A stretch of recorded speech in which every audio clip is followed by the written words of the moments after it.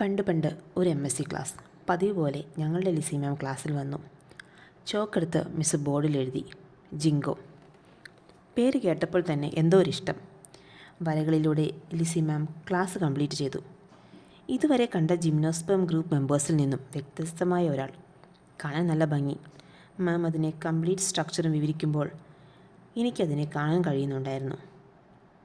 ക്ലാസ്സിന് ശേഷം പ്രാക്ടിക്കലിന് വെയിറ്റ് ചെയ്യാതെ തന്നെ ഞങ്ങളുടെ കബോർഡിലെ പ്രിസർവ്ഡ് സ്പെസിമെൻ ഞാൻ എടുത്തു.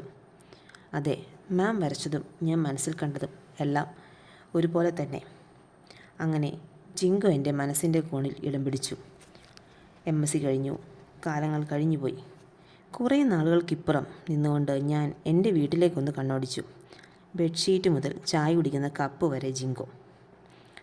അതെ, എൻ്റെ മനസ്സിൻ്റെ മടിത്തട്ടിൽ ഉറങ്ങിക്കിടന്ന എൻ്റെ പ്രിയ ജിങ്കോ, നിന്നോടുള്ള എൻ്റെ ഇഷ്ടം കൂടി വരുന്നു.